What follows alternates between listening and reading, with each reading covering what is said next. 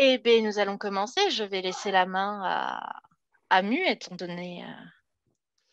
Bien, bonjour à tous, je m'appelle Benjamin, je suis plein de choses, je suis écrivain, illustrateur, graphiste, je suis infographiste aussi, je travaille notamment dans une imprimerie spécialisée dans le prototypage des jeux de société. Je suis aussi graphiste pour Jocus Copus, donc qui est une coopérative d'édition de jeux de société en Belgique qu'on a monté avec des amis. J'ai créé mon propre jeu de rôle, je me suis beaucoup intéressé au théâtre aussi, j'ai participé à des pièces de théâtre et je suis là pour évoquer ma petite expérience du sujet en toute humilité. Merci donc pour votre accueil. Actuellement, Philippe est- a des soucis, donc on va laisser la parole à Alcove. Je ne sais pas s'il intervient également en tant qu'intervenant. Je C'est le cas. l'espère. C'est le cas. Je suis également intervenant du coup Très bien. pour cette conférence. Donc moi, mon expérience du jeu de rôle est beaucoup plus réduite. Je vais pas dire non plus débutant, mais en fait, j'ai beaucoup fait de jeux de rôle plus personnels, avec des règles vraiment faites maison, plus des délires entre potes qu'autre chose. Je vais commencer réellement le jeu de rôle là dans pas longtemps d'ailleurs, vraiment, ce week-end d'ailleurs, avec des gens formidables. Euh, Derrière, moi, j'ai davantage une expérience du coup dans le jeu de société Mhm. où j'en prends pas mal, où j'essaye pas mal de genres, et dans le théâtre où je suis du coup depuis maintenant 15 ans dedans, enfin 18 plutôt, même presque 20 du coup, Mhm. ainsi que professeur de théâtre du coup pour des adolescents principalement. D'accord. Donc voilà, c'est surtout là-dessus que je pense pouvoir essayer d'apporter une expérience. Ok, je me permets de refaire un point étant donné que j'ai oublié quelque chose d'important. Dans tous les cas, je couperai la conférence à 21h55. Je vous préviendrai 10 minutes avant quand il ne restera que 10 minutes. Je vous Très laisse bien. discuter entre vous. D'accord, très bien. Donc là, il nous manque Yaor, Philippe. Philippe. Ok, d'accord, très bien. Très bien, très bien. Bah écoute, puisque Mu est au taquet, semble-t-il, est-ce que je te laisserai pas ouvrir le débat? Ben, moi, j'allais dire peut-être une bonne chose pour commencer, ce serait des petites définitions Mhm. sur Bien sûr. sur les différents éléments. Donc, on doit définir déjà ce qu'est un jeu de société, ce qu'est un jeu de rôle, ce qu'est du théâtre, quels sont les différents éléments. Après, chacun est un petit peu son interprétation. Mais ce qui est sûr, c'est que on a trois médiums qui sont vraiment extrêmement différents, qui ont des enjeux extrêmement différents. Et le jeu de rôle, principalement, puis c'est ce qui nous intéresse, combine, disons, pas mal d'avantages du jeu de société, c'est-à-dire un système de règles où on est là pour euh, s'amuser, mais c'est une vaste question, évidemment. On me met de pied en cap comme ça. Mais donc des systèmes de règles qui permettent d'interpréter des personnages au sein d'un univers défini. Donc même dans un jeu de société, c'est plus ou moins le cas. Je veux dire, le Monopoly, on peut jouer un petit chapeau et s'en sortir tout à fait correctement.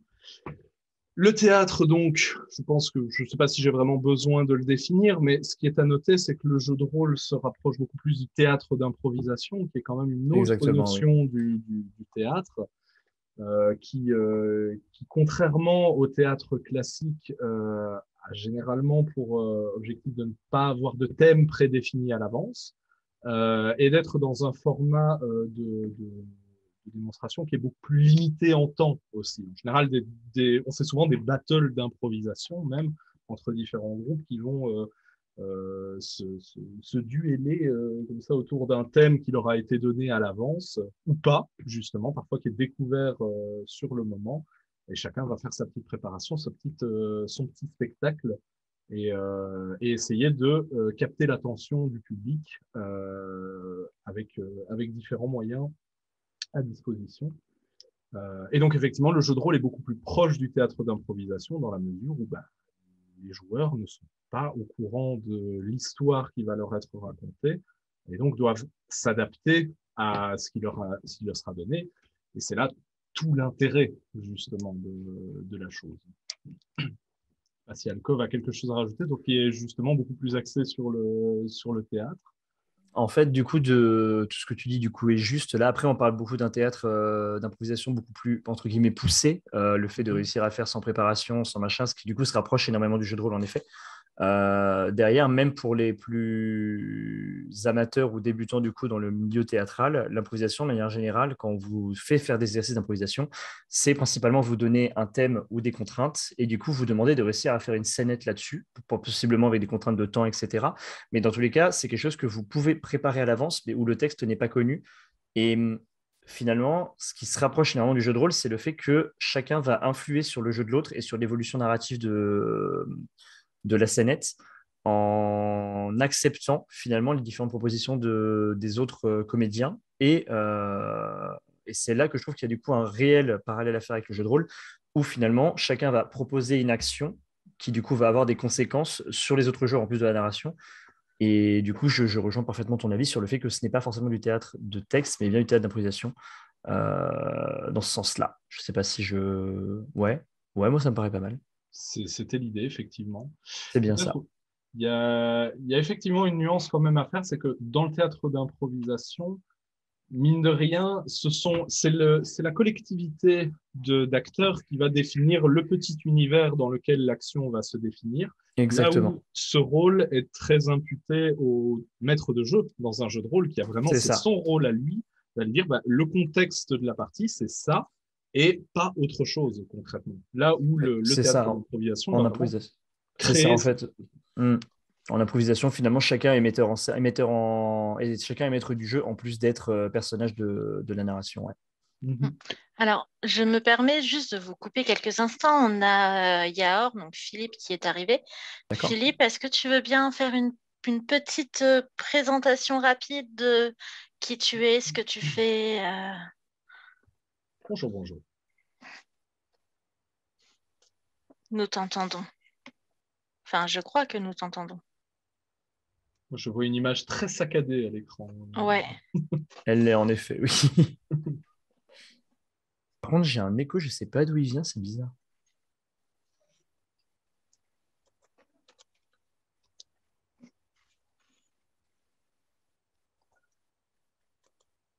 c'est bien dommage que... Ouais, Philippe a l'air en Ouais, difficulté. tout à fait. Eh ben,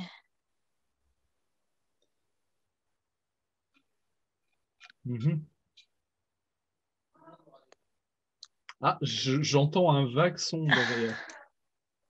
ouais. Eh ben, reprenons, Philippe. On réessayera plus tard. Je suis désolée. I'm sorry. Peut-être essayer de déconnecter, reconnecter à nouveau. Ouais, potentiellement. Peut-être couper la caméra aussi, ça pompe peut-être Ouais, beaucoup de bande passante. potentiellement.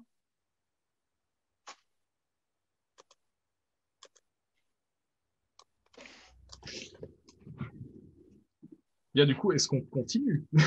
Bah, je pense qu'en attendant, on peut Oui. se permettre, Tout et à dès que fait, Philippe a bien l'occasion, sûr. de toute façon, il n'hésitera pas à se présenter, je pense. Donc, le but ici étant de développer justement les nuances entre le jeu de rôle, le jeu de société et le théâtre. Enfin, c'est très vaste comme sujet dans la mesure où des nuances, bah, il y en a à la fois beaucoup et à la fois très peu.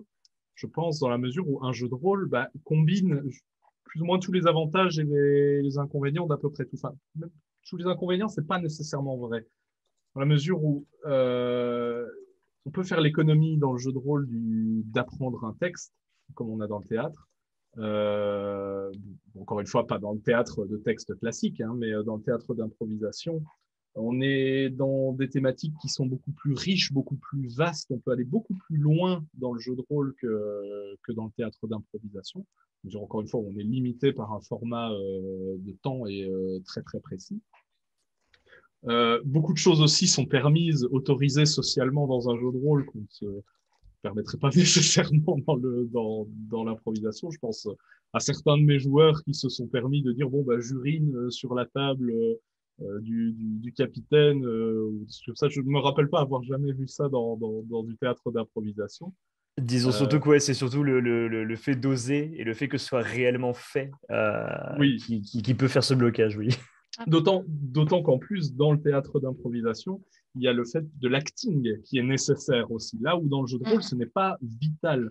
On peut simplement se contenter de dire je m'envole et le personnage factuellement s'envole et la narration va suivre son cours au travers de cette déclaration. Là où dans le théâtre d'improvisation, il va falloir passer par des artifices de mise en scène, des façons de Tout à présenter fait. des choses qui vont que les gens vont comprendre que la personne s'envole. Mhm. Il y a Julien qui nous dit qu'il y a aussi la question du public en théâtre d'improvisation. C'est vrai que dans le théâtre, soyons honnêtes, à partir du moment où il n'y a pas de public, pourquoi faire du théâtre dans ces cas-là? Ça fait partie de l'expérience même de l'acting de théâtre que de passer devant un public. Là où le jeu de rôle, c'est absolument pas nécessaire. Le public, c'est avant tout les joueurs eux-mêmes. Même si c'est pas nécessairement vrai, c'est plus nécessairement vrai aujourd'hui dans la mesure où des actual play, des groupes de jeux de rôle qui vont se donner en public sur Internet, sur Twitch, etc., le font devant un public et donc doivent proposer une expérience de spectacle qui va rendre leur expérience attrayante pour d'autres personnes qui ne font pas partie de la partie, justement. Après, en revanche, je ne sais pas si Julien voulait aussi parler de ça, mais le fait qu'on ne puisse pas se permettre de tout faire dans un théâtre du fait qu'il y a le public et du coup forcément un spectateur qui va nous regarder et du coup qui n'est pas prêt à accepter n'importe quoi, peut également pour moi se réitérer du coup dans le milieu du jeu de rôle où on peut très bien faire quelque chose dans le jeu de rôle qui n'est pas malheureusement accepté, même moralement peut-être par les autres joueurs. Donc là-dessus, pour autant, il peut y avoir cette limite, je trouve, possiblement dans le jeu de rôle, de mon côté. C'est là où ça devient intéressant parce que toute l'idée d'un jeu de rôle, c'est avant tout le contrat social qui est passé entre les différents joueurs. C'est que si à un moment, un joueur trouve que ça va trop loin, pour X ou X raisons, je pense à des jeux comme Cult, qui sont parfois des expériences de jeu qui sont très traumatisantes. Cult, donc, qui est un jeu par-delà le voile, comme on appelle ça, où l'idée, c'est que les joueurs vont découvrir au travers de phénomènes surnaturels particulièrement liés à la sexualité, à des choses assez morbides, où on peut notamment jouer des prêtres érotomanes, hein, c'est dans le livre de règles, hein, ça existe. Effectivement, là, il faut passer un contrat social particulier pour ne pas non plus choquer inutilement. Là où dans le théâtre, c'est-à-dire qu'on ne va pas interrompre la pièce. Si à un moment quelque chose choque une ou deux personnes, même s'il s'en choque beaucoup, peut-être des gens vont s'en aller, mais la pièce ne va pas s'arrêter pour autant. C'est un autre type de contrat social qui est passé, forcément incluant beaucoup plus de personnes dans le théâtre. Non, je suis d'accord.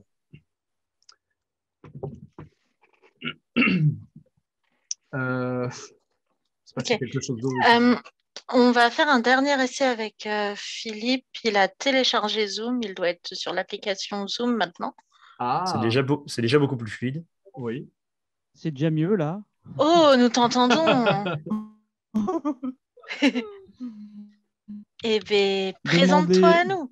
Bienvenue Philippe. Demander à un artiste de scène de faire de la technique. Voilà ce que ça donne. Hein. Technicien, c'est un métier. Bienvenue parmi nous. Présente-toi en 2-3 mots, dis-nous tout. Moi, j'ai 56 ans. J'ai 37 ans de rôliste.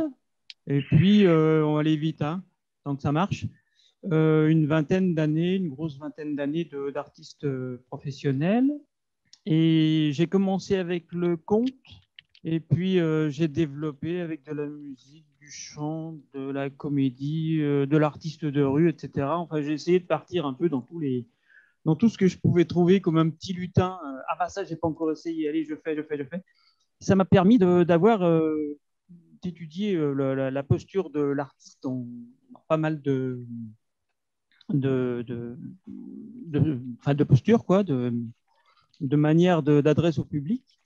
Et puis, il y a 4 ans, à la faveur d'un appel à projet de la Fédération Jeux de rôle, de la FFJDR, j'ai proposé le projet de faire du jeu de rôle théâtralisé, donc, du jeu de rôle, mais sur une scène de théâtre.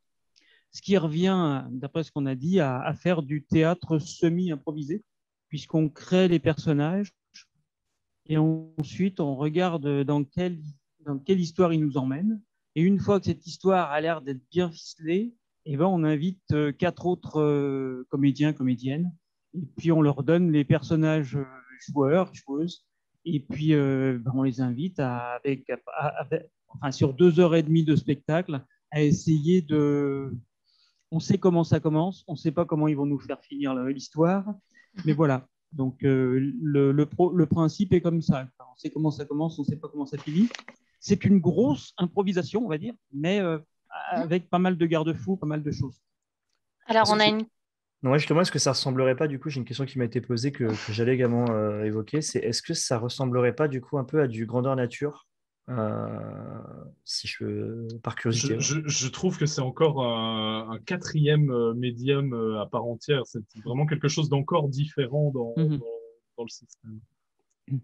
Oui, parce que dans le jeu de rôle grandeur nature, je vais jouer mon personnage dans tout le panel, que ce soit le combat, le courir dans la nature, s'exprimer, et il n'y a pas de public extérieur en fait. On n'est pas en représentation. D'accord, ok. On va jouer son personnage comme si on était autour de la table, sauf que là, ben, les coups, on va les prendre vraiment. On va se friter un peu plus, on s'engage plus dans la peau du personnage, puisque c'est la nôtre. Et alors que dans le jeu de rôle théâtralisé, tout ce qui ne peut pas prendre place sur scène, c'est un jet de dés et c'est du conte. Le conteur ou la conteuse va voir le résultat de jet de dés. Et donc, il y a une petite mécanique qui permet en un seul jet de dés, pouvoir raconter tout le déroulé de l'action. Il faut que ce soit vraiment très rapide. Il ne faut pas que ça plombe, puisqu'il y a 2 heures et demie de spectacle maximum. Et il ne faut pas que ça plombe le dynamisme. Donc, je suis en train, moi, de parler de conte instinctif, c'est-à-dire que je sais de quoi il retourne dans ma tête, je vois le résultat, 1, 2, 3, clac, clac, clac, et hop, je raconte. Donc, c'est la première image que je dois raconter. C'est pas la mieux qui m'apparaît, il ne faut pas que je réfléchisse. Donc là, on chasse le mental, je dirais. C'est effectivement très particulier comme expérience. Il y a intérêt à avoir un système de jeu assez adapté à la logique. Déjà que le système de jeu dans le jeu de rôle est quelque chose d'assez particulier dans le sens où c'est pas une fonction essentielle, le système de jeu. Je pense à un jeu de rôle comme Ambre, par exemple, qui est un système de jeu de rôle sans dés, qui prouve que réellement, on peut faire un jeu de rôle sans avoir le moindre jet de dés à aucun moment, même si ça fait partie de la couleur du jeu, de l'intérêt du jeu de rôle que de faire passer une mécanique particulière. Je pense à des jeux comme les Lames du Cardinal où on va utiliser des cartes comme système de jeu pour pouvoir développer la narration. Récemment, j'ai essayé un jeu qui s'appelle La Couvée où on a un système de jet de dés communs à tout le groupe pour simuler un effet de nuée de monstres.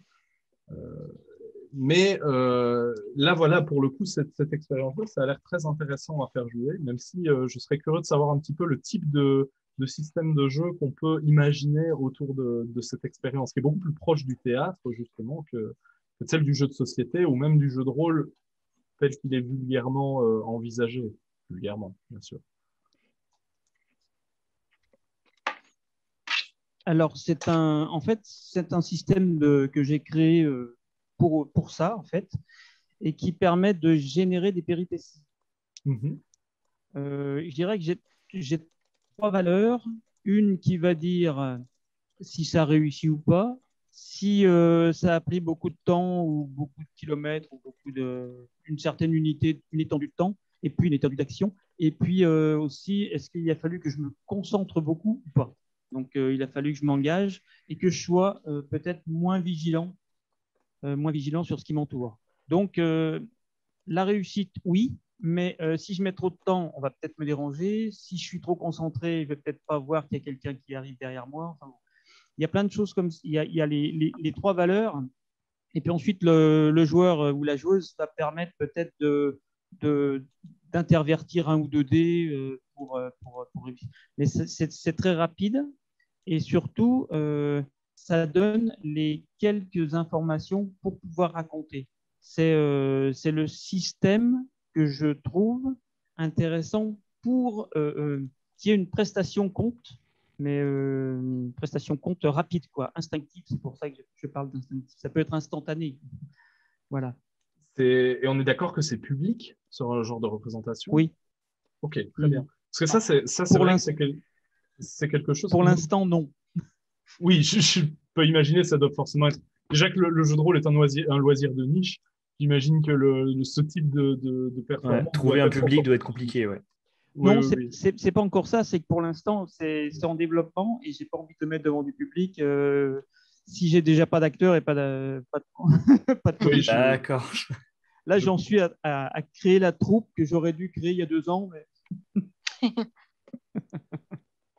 Mais en tout cas, je pense que s'il y a bien une nuance à faire entre les trois médiums, c'est que le jeu de rôle permet une souplesse, une énorme souplesse d'interaction dans ce qu'on est capable de créer en termes de jeu. C'est-à-dire un jeu de société, à partir du moment où on sort des règles, c'est de la triche. On n'est pas censé jouer hors des règles, même si il y a quelques exceptions. Je pense par exemple à Uno, qui est un jeu auquel tout le monde a joué, et où tout le monde a plus ou moins ses propres règles. Basiquement, il y en a qui vont dire que oui, on peut mettre plusieurs fois des cartes +4, plusieurs fois des cartes comme ça, alors que non, pas nécessairement. Mais ça, c'est encore une exception. Dans le théâtre aussi, il y a des codes qui sont très établis. Si par exemple un acteur sort de la scène, eh bien, on sait que ça signifie qu'il sort de l'espace qui est induit par la scène, concrètement. Si on représente une pièce, le personnage sort par la droite, on sait qu'il va sortir par une porte qui est censée être sur la droite de la scène.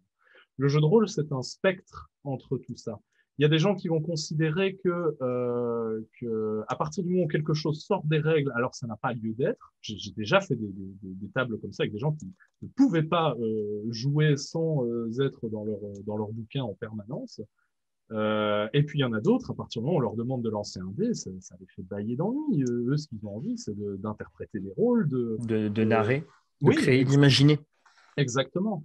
Et donc, la nuance, elle est là, c'est que dans le jeu de rôle, on peut se permettre d'avoir ce spectre. On peut se permettre de dire, non, moi, je m'en fiche d'avoir un système de règles qui est très complexe et en même temps très simulateur d'une réalité. Je préfère avoir quelque chose de nerveux, de rapide, qui me permette d'interpréter au plus proche mes personnages, et d'autres à côté qui vont avoir besoin d'une autre expérience. C'est peut-être aussi beaucoup pour ça que le jeu de rôle reste un loisir de niche, parce que c'est difficile d'en définir les contours. Et donc forcément, si c'est difficile à définir, c'est beaucoup plus difficile de s'identifier en tant que joueur. On a Mhm. On a Julien qui nous dit la fiche de personnage donne un cadre d'interprétation particulier. Au théâtre, l'acteur cherche à se conformer à un personnage assez rigide, dicté par un metteur en scène, un auteur. L'interprétation est très importante. Au jeu de rôle, le personnage naît d'une alchimie entre les joueurs et entre le joueur, les autres joueurs et le MJ. Les règles et les attendus de la fiche, ça me semble plus riche. Effectivement, au théâtre, il faut quand même le reconnaître, le metteur en scène a plus ou moins voix de dictateur, entre guillemets, dans le sens où il va dicter une direction que les acteurs sont supposés suivre, même s'il peut y avoir des rapports de force qui se créent entre le metteur en scène et les acteurs pour dire non, je préfère faire ci, je préfère faire ça. Mais l'acteur est là pour d'abord donner l'attitude du personnage qu'il est censé interpréter. Il n'est pas là pour dire je vais changer son texte, je vais changer ce qu'il fait. L'acteur, a priori, n'est pas censé faire ça, même si ça peut arriver que ce soit le cas. Je pense, par exemple, à une série que j'aime beaucoup qui s'appelle Scrubs, où le personnage du concierge dans l'équation a improvisé quasiment l'intégralité de la série et où le texte n'est pas du tout construit à l'avance pour lui parce que c'était un spécialiste de l'improvisation. Et donc là, effectivement, on a ce type d'exception qui peut émerger. Mais de base, l'acteur est censé juste donner l'attitude d'un personnage. Là où dans le jeu de rôle, on choisit le texte, on choisit les actions, on choisit l'attitude, et on a une liberté totale en tant que joueur sur la direction que va prendre, non pas forcément l'intégralité du récit, mais au moins ce que le personnage va faire au sein du récit. Et c'est déjà, effectivement, comme Julien dit, c'est une alchimie entre le joueur, entre les autres joueurs, le MJ. C'est comment dire, une harmonie qui se crée au milieu de tout ça. On a Yaor qui souhaite prendre la parole. C'est justement c'est justement l'intérêt de faire du jeu de rôle théâtralisé, c'est-à-dire qu'on peut essayer de... moi, ce que je propose aux gens qui sont sur scène, c'est d'être leur propre metteur en scène. C'est-à-dire qu'à un moment donné, donc ça, c'est ce que je voudrais enseigner aux gens qui vont venir, c'est de se voir jouer et qu'à un moment donné, sentir que un déplacement va être intéressant. Si on joue au chat et la souris, il y en a un qui...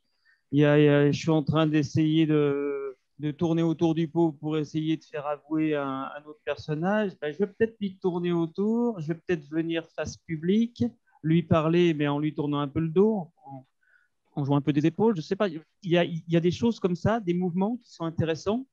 Et il faut être son propre metteur en scène. Si on est sur scène, il n'y a pas quelqu'un qui va dire écoute Coco, il faut que tu te déplaces à gauche à droite.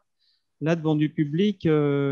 Donc, ce qui est intéressant, c'est que la création de personnages que je propose en atelier sur le site, sur le forum, sur le Discord de la FFJDR, type rôle de composition, c'est que ça donne en gros la mentalité du personnage, ce qu'il aime, ce qu'il n'aime pas, etc. C'est assez fourni, mais en même temps, c'est assez libre pour pouvoir rajouter des choses. Et puis, je dirais que effectivement, comme ça, on peut sortir du diktat, je dirais, du metteur en scène. Quand nous, on répète ou quand on travaille nos personnages, quand on travaille les relations entre les personnages, ce qui se passe avant, dans la préparation d'un spectacle, c'est à la fin, on se dit, tiens, on aurait peut-être et on se donne des choses pour la prochaine fois. Mais après, la prochaine fois, qu'est-ce qui reste pas voilà. Donc, on foisonne de choses, d'idées, et puis il y en a qui émergent, il y en a qui tombent un petit peu dans l'oubli. C'est pas important, ça fait partie de l'histoire. Il y a des choses qui vont ressortir le jour du spectacle qui seront peut-être jamais ressorties en répétition, mais c'est je dirais, cette richesse de background par rapport au spectacle qui va fournir du grain à moudre quelque part aux protagonistes qui vont bien se sentir eux vraiment dans du lourd, parce qu'on va s'apercevoir que les personnages, ça fait plusieurs mois qui végètent, qui marinent dans leur jus là, et puis finalement ça va être voilà. Donc est-ce que c'est pas une façon de revenir quelque part un peu aux origines du théâtre? Enfin, en me renseignant justement pour préparer tout ça, je me renseignais sur la notion de metteur en scène et j'ai appris que au final, le metteur en scène est un rôle qui est apparu vers le début du 19e siècle et que au final, avant, les seuls à se mettre en scène, c'était les acteurs et ou l'auteur lui-même de la pièce. Et il n'y avait pas un rôle prédéfini à une personne qui allait dire ok, là il vaut mieux rentrer par ici, dire le texte de cette façon, proposer tel type de décor, tel type d'éclairage, tel type de jeu, etc. Et où c'était beaucoup plus une notion collective, une intelligence collective qui allait mettre le projet en mouvement concrètement. C'est ça. Oui. C'est tout à fait ça. C'est le ressenti qui parle, et les personnes qui sont à un moment donné sur la scène sont dans une énergie. Et si bon, effectivement, qu'avec le temps qui est passé, on a de plus en plus fait appel au mental pour construire quelque chose, ce qui fait que le théâtre, quand le metteur en scène regarde, il dit alors là, ça va être plus efficace comme ci, ça va être plus efficace comme ça, mais c'est sa vision des choses.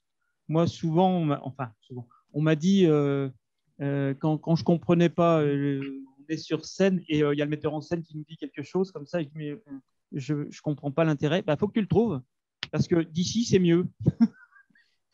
Donc après, on on marine, on passe quelques nuits dessus à pas trop dormir, et puis à un moment donné, on se dit, ah mais oui, mais voilà, c'est qu'à faire comme ça, oui, tout à fait. Mais c'est vrai qu'il y a des moments où on se dit, quoi? Il faut que je fasse ça, je traverse toute la scène, et puis je finis. Ouais, Bon, c'est un peu. Après, c'est une dans un- vision peut-être un peu, entre guillemets, vieille du théâtre, de voir le fait que l'acteur se conforme forcément à un personnage rigide et que derrière, on ait un metteur en scène qui soit uniquement là pour diriger. Étant du coup moi-même auteur et ayant pu faire certaines expériences de création avec bon, c'est principalement des élèves jeunes, du coup, c'est généralement des élèves où j'essaie de les mettre, entre guillemets, au même niveau que moi en termes de mise en scène. Et en fait, ça dépend de quel processus de création on entreprend pour que chacun trouve sa place et du coup qu'on ne fasse pas du jeu, mais bien de l'incarnation de personnage. La différence pour moi est assez importante. Quand je tombe sur des groupes d'élèves où du coup ils jouent, c'est évidemment un spectacle qui est censé être uniquement vu. Dès lors que c'est un jeu où je veux qu'ils incarnent, c'est que je veux qu'il y ait un impact autant physique que psychologique sur le comédien lui-même vis-à-vis de son rôle. Donc faire une sorte de soit de ce qu'on appelle du outside in, soit du inside out, donc le fait de prendre des éléments extérieurs et de réussir à se les accaparer, à les incarner réellement, à les subir, soit du coup de extérioriser quelque chose d'interne pour le ressortir pour le public. Et en fait, dans les différents processus de création que j'ai pu faire ces dernières années, où j'ai écrit une pièce, par exemple, pour des élèves en particulier, où vraiment je les ai écrits, j'ai pensé les rôles pour eux, ça n'empêche pas que ils avaient le texte au fur et à mesure qui se construisait, scène par scène, et à chaque fois, ils avaient un retour à faire sur mon personnage, je ne vois pas dire ça, machin, machin, ce qui les implique autant en tant que comédien qu'en tant qu'acteur, qu'auteur, et finalement se rapproche dans ce cas-là de l'incarnation des personnages au jeu de rôle. Je trouve ça peut-être réducteur, surtout quand on parle du coup de metteur en scène qui vraiment dicte, qui vraiment dirige, c'est comme réduire le comédien simplement à un réceptacle d'un rôle plutôt qu'à un réel potentiel de création et de décision. Et c'est peut-être ça qui, là, me perturbe dans ce qu'on dit. Parce que ça veut dire que quel intérêt de prendre tel comédien plutôt que tel comédien, puisque finalement, le metteur en scène va forcément demander la même chose. Alors que tout est censé se construire, je trouve, entre les comédiens et le metteur en scène dans une comment ça s'appelle, une synergie plus qu'un réel rapport hiérarchique, de mon point de vue en tout cas. Je dirais que ça dépend un petit peu de l'objectif narratif qui est mené concrètement. Dans la mesure où, oui, effectivement, construire une histoire collective, ça va donner des résultats parfois fascinants, parfois très drôles, parfois ridicules, parfois nuls aussi. Ça peut être très très mauvais, hein, soyons honnêtes. Mais le fait d'avoir une construction en amont par un metteur en scène a aussi certains avantages dans la mesure où on peut se permettre d'explorer à fond une thématique, par exemple. Je pense à certains, là je parle plus par exemple dans le milieu du cinéma, mais certains films par certains réalisateurs, parce que là on a une culture du réalisateur qui est très très poussée. On a Bien vraiment sûr. l'auteur qui est maître de son œuvre et qui a des thématiques très fortes, avec certains réalisateurs qui justement ont des thématiques récurrentes qu'ils souhaitent explorer au fur et à mesure des productions qu'ils font. Et le fait de pouvoir construire sa narration en amont et de s'y tenir d'un début à l'autre et d'imposer ses choix à différents acteurs permet de pouvoir faire capter ces thématiques et de pouvoir faire réfléchir les spectateurs à ces thématiques en particulier, même si ce sera effectivement toujours le point de vue du réalisateur. Au fond, qu'est-ce qu'on recherche dans une expérience de narration? Est-ce qu'on recherche à avoir le point de vue d'un auteur? Est-ce qu'on recherche à avoir une expérience de narration collective? Chacun est plus ou moins juge sur la question. Moi, je sais que quand je joue à un jeu de rôle, je ne m'attends pas à avoir un changement de point de vue sur un phénomène dans le monde. En tout cas, c'est pas le premier truc qui va me venir à l'esprit. Si je l'ai, tant mieux. Mais c'est rare quand ça va arriver. Par contre, quand je regarde un film, j'attends que ce film ou que cette pièce de théâtre me fasse changer d'avis, me dise ah tiens, j'avais pas vu les choses sous cet angle-là, cette manière de faire, elle est intéressante, cette manière de penser est nouvelle pour moi. Donc, dépend aussi beaucoup de ce qu'on recherche, je crois, tout ça. Ça dépend de l'objectif de la séance et du projet théâtral, je dirais. Là, moi, du coup, le côté évolution, le côté changement d'avis, etc., c'est quelque chose qui se fait de toute façon pour le comédien avant de commencer à jouer, puisque contrairement au jeu de rôle, du coup, il ne va pas découvrir au fur et à mesure l'histoire, il va avoir tout d'un coup, sauf quand du coup c'est une expérience d'écriture collective, mais sinon il va avoir tout d'un coup, avoir sa remise en question, avoir son changement d'avis, avoir sa façon de penser évoluer, puis se mettre du coup dans le personnage qui aura également cette évolution de pensée, contrairement du coup au jeu de rôle, là où je suis d'accord, où du coup tout y va au fur et à mesure et où rien n'arrive à être calculé finalement, puisque ce qu'on fait, ça a des conséquences qui ne sont pas écrites et qui vont s'écrire avec du coup les autres. Donc là-dessus, je suis plutôt d'accord sur ce que peut dire Julien du coup pour son dernier message. Mais moi, justement, ce qui me fait un peu tiquer, c'est le fait du pouvoir narratif supérieur. Alors, supérieur, je ne sais pas si ça l'est. Différent, oui, ça c'est Différent une surtout, ouais. certitude. Mais supérieur, je ne sais pas. On a peut-être un impact beaucoup plus large en tant que rôliste sur le récit qui va être déroulé, sur ces enjeux narratifs, sur ce que ça va raconter in fine, qu'un un acteur de cinéma, un acteur de théâtre qui serait... Dû à des moyens aussi techniques, bien sûr. Oui, tout à fait. C'est vrai que, soyons honnêtes, avec l'imagination du jeu de rôle, on peut quand même faire déjà beaucoup plus. Oui, je suis bien d'accord là-dessus. On est beaucoup moins limité. On est beaucoup moins limité. Encore une fois, il suffit de dire je m'envole pour. Bah, un MJ peut suivre un scénario sans tenir compte des joueurs, mais soyons honnêtes, c'est pas les MJ qu'on va vouloir avoir. En tout, en tant que joueur. Je sais que les MJ qui m'ont le plus marqué et avec qui j'ai eu le plus envie de jouer au cours de mes quand même 20 années d'expérience de jeu de rôle, c'est ceux justement qui disaient oui à tout. C'est ceux qui, à un moment, ils savaient que c'était les joueurs qui faisaient la partie. C'est eux qui font l'histoire. Le MJ, il est là pour donner un cadre et après, il est là pour dire non quand vraiment c'est trop débile ou quand ça va beaucoup trop loin. Mais en soi, le MJ est censé être subordonné à ses joueurs. Même si, disons il y a plusieurs écoles de pensée. Il y en a qui vont considérer que le jeu de rôle, c'est effectivement le MJ qui fait tout, ou en tout cas qui a un rôle supérieur, parce que très souvent, on envisage ça parce que son rôle est très chronophage, hein, soyons honnêtes. Clairement. Encore plus quand c'est de la création. Beaucoup plus que des joueurs. Mais très personnellement, au bout de 20 ans de jeu de rôle, je me rends compte à quel point un MJ sans ses joueurs, mais rien du tout. C'est juste comment dire, un rêveur. C'est un rêveur. Un écrivain. Oui. C'est un auteur, ouais. Ouais, c'est ça, ouais. C'est un auteur qui construit lui-même son histoire, donc finalement, il n'y a plus d'intérêt de jeu, finalement. C'est juste une histoire qu'on écrit au fur et à mesure, chapitre par chapitre. Mm-hmm. Le MJ a besoin de ses joueurs, il est subordonné à ses joueurs. Et c'est pas toujours très simple à encaisser pour certains MJ, d'ailleurs, qui aiment bien justement avoir cette position de dominance sociale où on a un pouvoir justement sur la vie des personnages. Là où justement dans le théâtre ou le jeu de société, c'est pas du tout les mêmes enjeux. Parce que c'est vrai qu'on parle beaucoup du théâtre, mais plus du jeu de société pour l'instant. Et c'est sûrement une bonne transition que tu es en train de nous faire là. Oui. Ah, c'était pas prévu ça. Non, le pire, c'est juste que c'est vrai qu'on a beaucoup parlé de théâtre, mais le jeu de rôle est avant tout un jeu. Il y a des règles, parfois, pas toujours. Encore une fois, je repense à Ambre, le jeu de rôle sans dés, qui est très connu. Très connu pour des rôlistes, hein, bien sûr. Donc, c'est-à-dire pas très connu en réalité. Connu de la niche, on entend bien. C'est vrai, du coup, oui, pour faire la transition, peut-être, le fait que beaucoup de jeux de société se rapprochent du jeu théâtral, principalement, je dirais, sur le côté narratif, sur le côté incarnation de personnage, sur le côté improvisation de manière générale.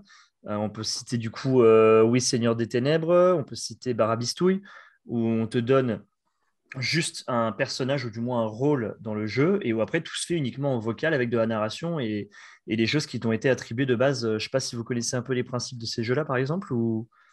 Seigneur des Ténèbres, je connais effectivement. Barabistouille. Barabistouille, en fait, c'est juste dans un bar, un jeu d'improvisation purement. On te donne une carte personnage qui, du coup, a ses motivations, son travail, son nom, son attitude, entre guillemets. Et derrière, toi, tu dois interpréter ce personnage-là dans des débats qui sont lancés avec d'autres cartes. Juste une carte débat, genre, Genre, ça parle de politique, bah paf, tu vas parler de politique dans ton personnage et du coup, essayer de t'adapter à ce que pense ton personnage, etc., etc. Donc, c'est vraiment de l'incarnation de personnage et de l'exercice d'improvisation. Ça, c'est ce qu'on fait aussi en préparation, nous, du jeu de rôle théâtralisé. Quand on a un personnage et qu'on doit rentrer dedans, on commence déjà par se mettre autour d'une table et puis on Et de prend construire. tous les, tous les petits sujets, l'argent. Oh, l'argent, on n'en parlait pas, c'est c'est bien, il en faut. Et puis on se fait des petits débats comme ça. Non, Ça c'est permet un très déjà très de bon moyen de rentrer commencer dedans. Ouais. voilà. Et puis ensuite, avant de mettre le pied sur scène et puis de commencer à se tourner un peu autour, C'est un peu le se même ramer la cage. Pardon. C'est un peu le même Vas-y, vas-y. principe que les murders. On te donne un Oui, personnage et après à toi de faire l'enquête. On a également Julien qui nous fait Petit meurtre et faits divers, charnière entre JDR et euh, plateau. des amis qui en parlent également. Ouais.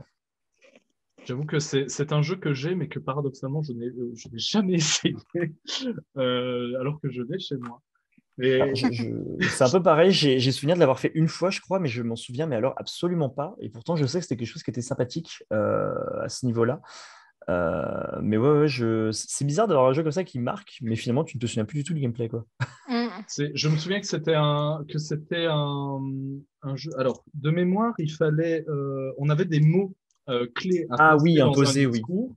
Ouais, ce que Et il disait fallait Amir. donc rentrer dans un tunnel verbal le plus long possible et le plus complexe pour arriver à caler des mots que les autres joueurs n'étaient pas censés devoir trouver. Et donc, il fallait être attentif aux différents discours et essayer de repérer quels mots étaient mis en... Étaient les mots imposés. Oui, je pense Mhm. que c'était ça. Mais Ouais, c'est un peu le même principe que paradoxalement, Space Files, du coup. j'ai l'impression que dans le jeu de société, plus on cherche à rentrer dans l'interprétation d'un personnage, plus on doit s'imposer un corpus de règles qui est restreint. On doit faire le minimum de règles pour permettre aux gens de pouvoir s'exprimer. Là où, paradoxalement, dans le jeu de rôle, euh, justement beaucoup d'interprétations avec un système complexe parce qu'on n'est pas dans la même manière de jouer en réalité. Dans un jeu de société, encore une fois, si on sort des règles, on est dans la triche. Dans un jeu de rôle, on est dans l'interprétation, justement. Même, il y a pas une police qui va arriver en disant non, non, non, non, là, vous pouvez pas faire ça, c'est pas dans les règles, c'est pas comme ça que ça fonctionne, quoi. Mais est-ce qu'en ce cas-là, Seigneur des Ténèbres ne serait pas un peu du même genre, du coup, parce qu'il n'y a finalement aucune limite et aucune règle qui n'est imposée, si ce n'est qu'il y a le Seigneur des Ténèbres et ses sous-fifres, finalement. Oui, c'est ça, il y a très peu de règles, en réalité, dans Seigneur des Ténèbres. On dit juste, Bah, bah, il oui, y en a aucune, en fait, limite, c'est que oui, il du y en jeu a. de narration, rien d'autre. Et si le Seigneur des Ténèbres veut te buter parce qu'il trouve que ton discours est pourri, ben, tu peux pas contester, tu peux pas dire tu es contre les règles ou quoi que ce soit, puisque finalement, c'est lui qui décide de tout. Et ouais, pour moi, ça se rapproche du coup beaucoup, et pourtant, ça reste un jeu de société qui se veut accessible, j'ai envie de dire. c'est limite un exemple de non-jeu quelque part dans la mesure où, bah, comme il y a peu de règles, voire quasi pas, et que c'est juste au bon vouloir du Seigneur des Ténèbres, bon, même si dans les faits, en termes de thématique de jeu, où on est censé jouer des sous-fifres d'un tyran, bah, c'est réaliste effectivement parce que ce tyran, s'il a envie de nous tuer parce qu'on ne fait pas suffisamment de travail, bah, il a le droit de le faire concrètement. C'est à peu près comme ça que ça se passerait. Clairement. Mais du coup, effectivement, il y a très peu de règles parce que bah, dans le jeu de société, manifestement, c'est comment dire, c'est un peu contradictoire de dire on va faire un jeu de société avec donc des règles très très définies, très très claires, très carrées et non sujettes à interprétation. Et en même temps, on va dire bah, tout ça, c'est censé être libérateur de la parole, libérateur de l'interprétation, de jouer un personnage, de le jouer un petit peu comme on veut. Il y a quelque chose d'un peu antinomique au milieu de tout ça, du moins du point de vue du jeu de société. Là où paradoxalement, à partir du moment où on se dit, bah, en fait, les règles, c'est juste un support pour l'interprétation, après on en fait ce qu'on veut, et bien là on a tout le panel de jeux de rôle qui s'offre à nous, parce que c'est une manière différente d'envisager le jeu. Bah, en fait, si on rejoint en fait la principale différence qu'il y a justement entre entre jeu de rôle, jeu de société et jeu théâtral, du coup, parce que finalement, ça répond aux trois, je trouve, c'est le fait que le jeu de rôle, contrairement aux autres, n'a besoin d'aucun support, finalement. Mhm. Le jeu de société, dans tous les cas, doit présenter généralement un contenu physique, un minimum, même si, bon, Whisky Sam se joue très bien sans rien. Mais dans tous les cas, à la base, il est prévu pour un contenu physique, tout comme un jeu de plateau, tout comme un jeu de cartes, tout comme machin. Dans tous les cas, il y a forcément un contenu palpable qui va du coup être utilisé de manière à réussir à monter un truc ensemble.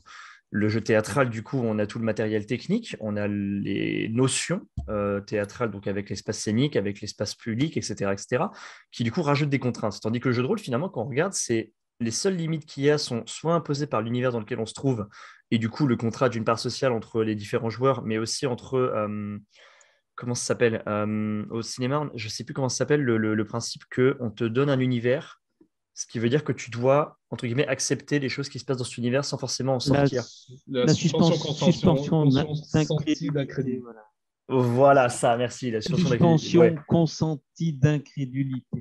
Merci, incroyable, vous êtes trop fort. Karim Debache, tu nous entends bien sûr. Bref, et du coup, c'est là pour moi la seule réelle, pas le réel avantage, mais plutôt la barrière qui tombe pour le jeu de rôle, c'est le fait qu'il n'ait aucune limite à ce niveau-là en dehors de l'imagination et de ce que définit l'univers du maître du jeu finalement peut-être. Oui, en réalité, le jeu de rôle n'a besoin de pas grand-chose pour exister, en fait. Juste d'accepter que tout ça fasse partie du contrat social que les joueurs passent tous ensemble et où on dit, bah, OK, bah, pour pouvoir considérer que ce que je fais est validé par l'univers, hein, concrètement, eh bien, soit il faut passer par un système de jet, soit il faut une pondération externe que dont le MJ va s'occuper généralement. Ça, c'est quand même aussi une énorme nuance qu'il y a entre les trois médiums, c'est que bah, à un moment, il y a un MJ. Si certains jeux n'ont pas de MJ, mais encore à ce moment-là, est-ce que c'est du jeu de rôle? Est-ce que on n'entre pas dans un autre média encore différent? Est-ce qu'on n'est pas beaucoup plus proche du jeu de société aussi? Parce Tu as que des jeux de société qui en comportent, ouais, CS Files par exemple, qui comporte un rôle qui se fait appeler finalement dans les règles comme étant un maître du jeu. mais Donc du il y coup, a pas mal de jeux qui s'en rapprochent, ouais. est-ce que c'est un rôle à part dans le sens où c'est un joueur au sein d'un jeu asymétrique? Ou est-ce que c'est vraiment parce que pour moi, le jeu de rôle n'est pas dans une logique de jeu asymétrique, dans le sens où il n'y a pas de conflit spécifiquement entre le joueur et le maître de jeu. Il y a une collaboration au sein de ça, même si, quoique, ça dépend vraiment. Quoique, en fait, ça dépend du type d'univers. Par exemple, si on prend un univers, imaginons un univers fantastique, je ne peux pas donner de référence de jeu, je suis désolé, du coup, je vais y aller juste en fly comme ça là. Mais en fait, si on prend un univers fantastique, du coup, avec par exemple différentes écoles, pour rester dans un truc classique de magie, chacun va du coup avoir les mêmes outils de narration, mais pour autant, chacun va avoir son panel de pouvoir, etc. Du coup, finalement, ça reste un gameplay asymétrique, comme peut l'être un jeu de société comme Root, etc., où chacun intervient sur le même plateau, dans le même univers, mais avec des capacités d'action différentes, finalement. Donc, ça peut s'en rapprocher, non? Et puis, il y a des jeux de rôle aussi où le meneur de jeu a pour mission d'en déglinguer le plus possible. Par exemple, oui, aussi. Je crois que le jeu sombre, la peur comme au cinéma, je crois que c'est ça, où le meneur de jeu, il fait des cartons. Et il est juste là pour Mais aligner bon, les différents joueurs. Il joue contre. Et puis, il y a certains. Les joueurs doivent s'en sortir et lui, il y va et il faut vraiment faut vraiment mériter de s'en sortir. Il faut vraiment Il y a effectivement certains jeux où même bien, l'univers lui-même n'autorise pas les joueurs à vivre très longtemps. Oui. Je pense à un jeu comme Alien, par exemple, voilà, qui est Alien, un jeu extrêmement brutal où effectivement, pour survivre plus d'une partie, il faut quand même être très bon. Il y a Dead Sang aussi, où on joue des victimes d'un slasher qui, bon, bah, soyons honnêtes, la plupart vont mourir. Ou même Donjon Louforque, où on joue plusieurs personnages tellement les personnages sont amenés à crever rapidement. Il y a ça aussi avec Dungeon Crawl Classics aussi, où au final, on joue plusieurs personnages de niveau 0 parce qu'on sait que la moitié va crever en cours de route sur un piège pourri qui va arriver. Donc c'est vrai que il peut y avoir cette asymétrie effectivement au niveau des enjeux. Même si dans le cadre d'un jeu de société, j'avoue que j'ai peu d'exemples de jeux. Je trouve pas beaucoup d'exemples de jeux de société avec des maîtres de jeu. Bah, en fait, il y a du coup CS Files qui en est un premier, qui consiste en fait à résoudre une enquête. En fait, c'est généralement les jeux avec des maîtres du jeu, c'est des jeux où on a du bluff principalement. On prend par exemple le loup-garou, qui est très très border entre le jeu de rôle et le jeu de société finalement, puisque chacun doit rentrer dans son personnage et réussir à bluffer sur son identité. Et CS5, c'est un peu le même genre où en fait il y a au début des rôles qui sont définis, le meurtrier, les enquêteurs et du coup le médecin légiste qui sera le maître du jeu. Et en fait le médecin légiste, il va voir ce que le criminel, donc le meurtrier, a utilisé comme outil et comme preuve de crime.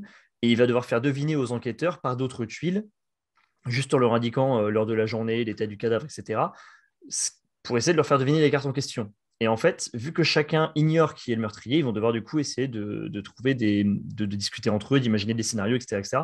Donc c'est quelque chose de très poussé sur l'hypothèse, on va dire. Et le maître du jeu est vraiment là pour ça. Derrière, si on prend le loup-garou, le maître du jeu, il est uniquement là pour narrer sans prendre de parti. Euh, donc au final, ça existe en jeu de société. Ça existe tout comme le fait d'avoir un maître du jeu, comme l'a dit Philippe, qui est là uniquement pour te casser les dents en tant que joueur, existe également en termes de jeux de société pour des jeux coop versus le jeu, comme Call of Cthulhu ou ce genre de choses finalement, ou même Dead of Winter, les Demeures de l'épouvante, etc. Même si Demeures de l'épouvante, c'est très, très narratif. Mais ça existe en fait en plateau, si ce n'est que du coup, on est, entre guillemets, limité là par toujours des barrières du jeu vidéo et des règles qui sont imposées au début, quoi. Ça Et reste toujours la même notion. du coup, pourquoi est-ce qu'on appelle Loup-garou un jeu de société et pas un jeu de Plutôt qu'un rôle? jeu de rôle. Et oui, c'est une très bonne question.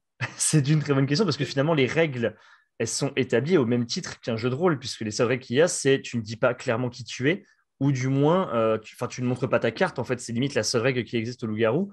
Tu ne montres pas ta carte, tu te réveilles uniquement quand c'est ton tour, et à part ça, il n'y a pas de, y a pas de règle. Tout comme au jeu de rôle, du coup, quand on te donne la parole, tu parles. Si jamais quelqu'un d'autre, bah, tu attends un petit peu. Enfin, ça peut être ce genre de choses-là qui sont définies au début, mais sinon, il n'y a aucune nuance pour moi entre les deux, par exemple. Mhm. Mais il y a pas aussi de consigne d'interprétation. Voilà. Pour jouer le rôle de tel ou tel personnage, on peut très bien dire je ne suis pas un tel, je suis un tel, mais je dirais plus que c'est un jeu de stratégie et on joue certains personnages et on peut reprendre la partie le lendemain en distribuant de nouvelles cartes. On refait le même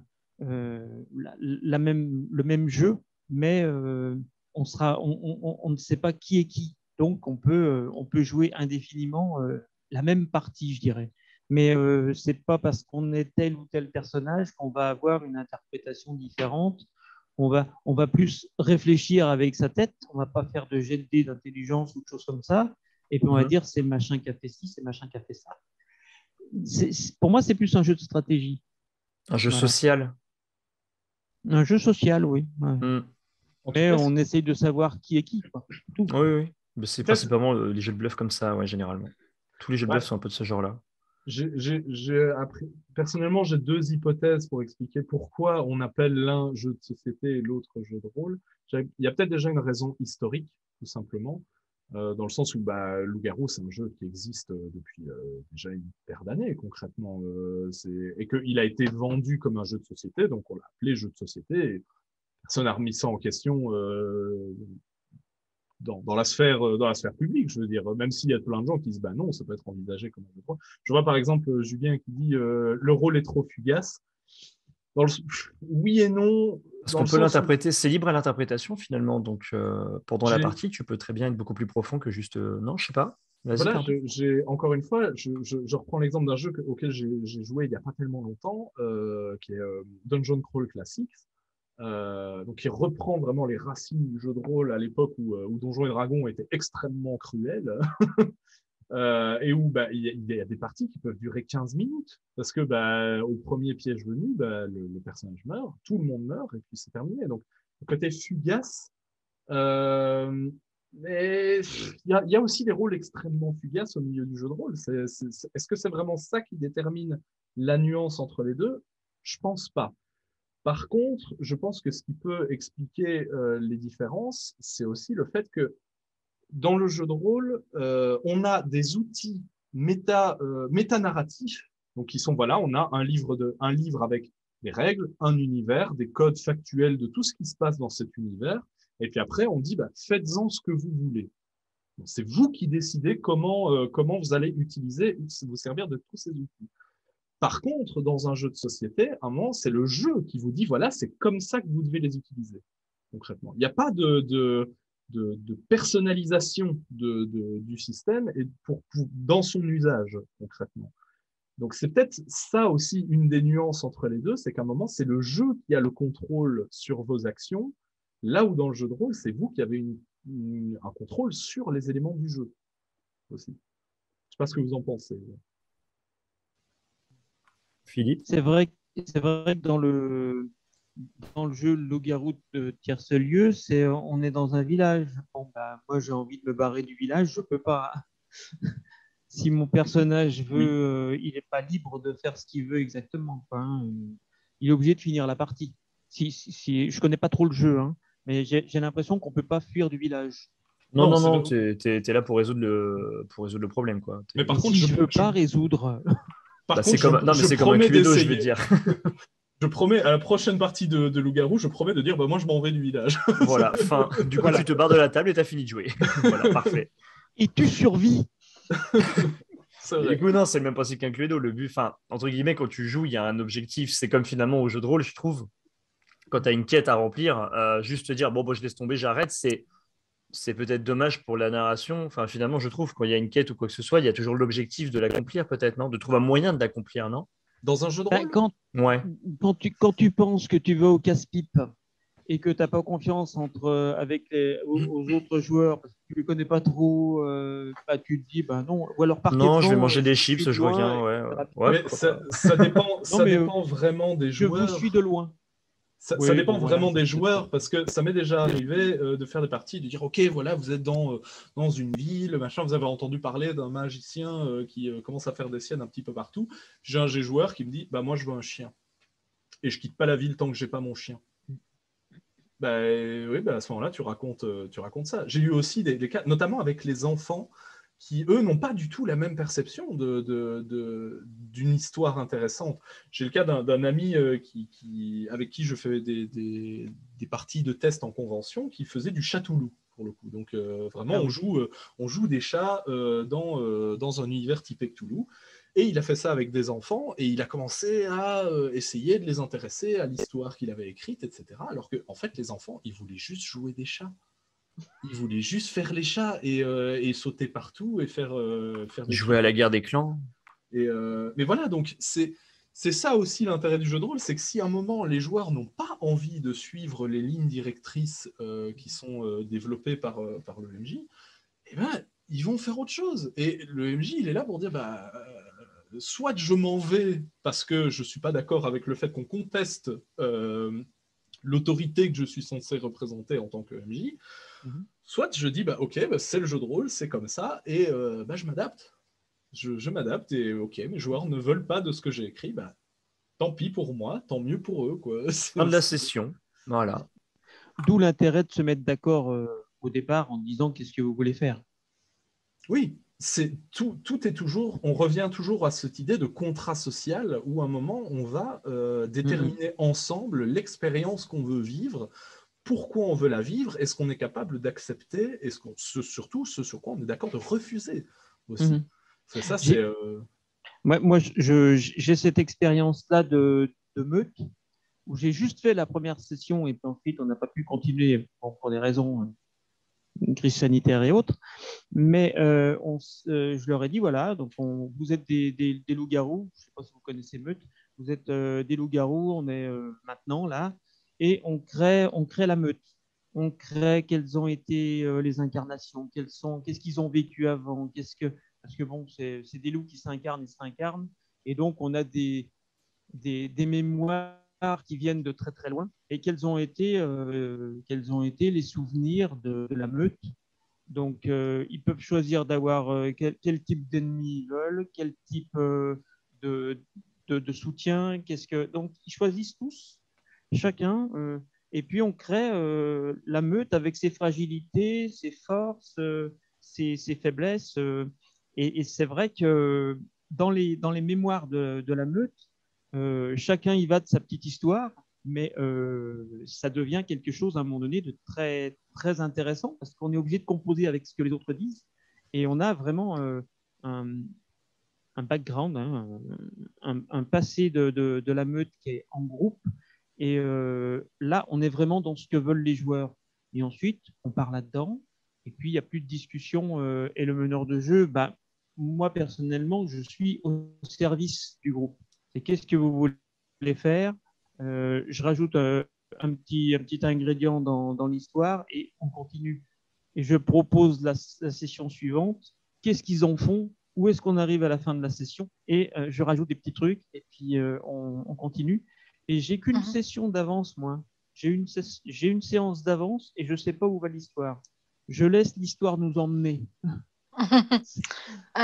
On a Quentin qui est pas vraiment d'accord. Il dit que le rôle dans une... Alors, je suis peut-être à la bourre, j'ai dissocié, je suis désolée.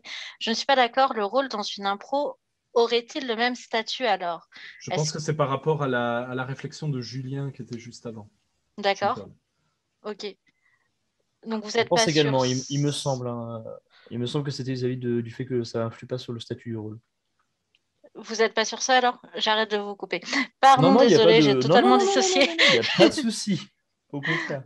Mais je crois, hein, peut-être qu'on se trompe. Si on se Ouais, trompe, Quentin, bah n'hésite après pas à nous le dire par je contre. vais, Ouais. hop, je vais lire son deuxième message. Est-ce que ce type de rôle, ça n'est pas juste moins intéressant pour votre façon de jouer en définitive? Vous appréciez plus de faire vivre votre personnage et donc prendre plus de temps avec lui. Maintenant, ça ne change pas le statut de rôle que l'on joue, malgré le temps que l'on met à incarner le personnage. Et ça dépend un peu, parce que en soi, je pense que quand on commence le jeu de rôle, on a envie, on a ce fantasme de créer un personnage avec lequel on va passer beaucoup de temps, le fameux syndrome du paladin niveau 66, avec lequel on a investi tellement d'émotions, tellement d'amour dans ce personnage que ça devient difficile de s'en séparer. Et effectivement, c'est un attachement, un affect particulier. Mais à côté de ça, quand on a joué des centaines de parties, on a joué des centaines de personnages différents dans des one-shots, dans des tas de trucs, enfin, ce qu'on recherche en tant que rôle, c'est parfois juste faire des trucs très stupides. Hein. Je veux dire, c'est créer un personnage qui va nous faire rire le temps d'une soirée et où on n'a pas besoin de s'y attacher profondément pour créer de l'amusement ou créer de l'intérêt. Je sais que j'ai joué une partie d'un jeu qui était créé par un de mes amis qui s'appelle Gloria Victis, le jeu qui était un jeu sur la guerre des Gaules, concrètement. Et un personnage que j'avais, c'était un faux druide, un peu le devin dans Astérix, hein, concrètement. C'était celui qui était l'arnaqueur, qui faisait n'importe quoi.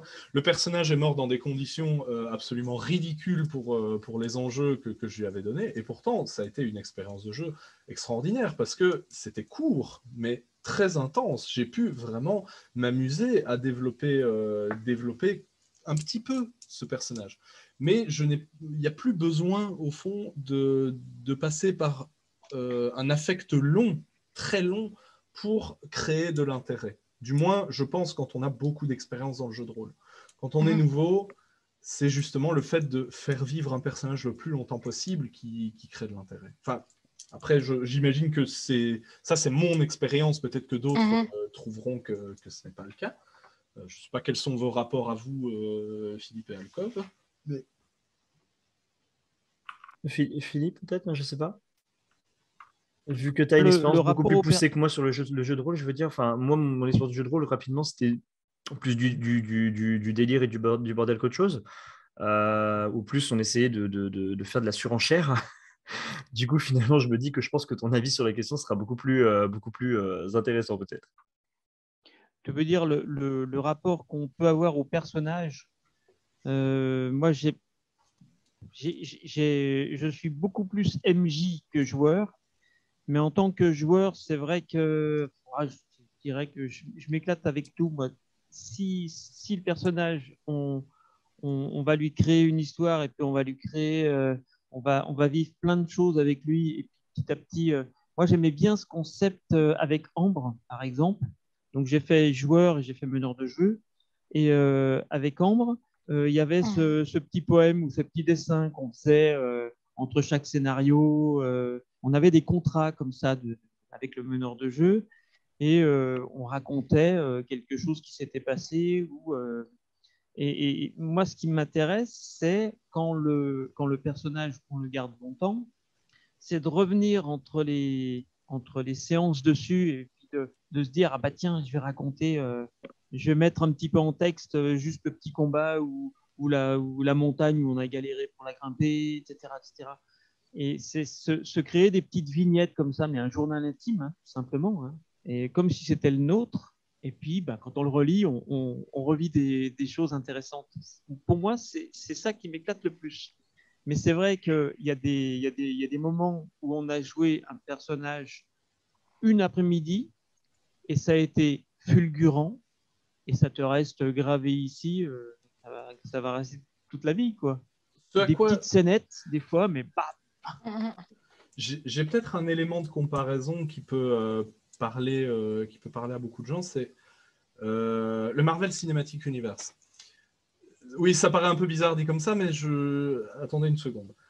L'idée, c'est que quand vous regardez un film du MCU, vous allez passer un bon moment. Vous allez dire, ok, c'était cool, c'était sympa. Ça dépend lesquels, hein, évidemment. Tous ne sont pas bons, effectivement. Et que, comme dans le jeu de rôle, tous les personnages que vous allez interpréter ne sont pas bons ou n'ont pas beaucoup de potentiel. Mais par exemple, pour celui qui va s'investir dans cet univers et qui va se dire « Ah là, je veux regarder tous les films, je veux vraiment essayer de m'approprier le plus possible l'univers tout entier au travers de mon expérience à moi », là, on découvre une autre manière de l'apprécier, concrètement. Et le petit film qu'on aura vu comme ça, une fois tout seul, totalement déconnecté de tout le reste, nous paraîtra d'un autre... on le verra d'une autre perspective derrière.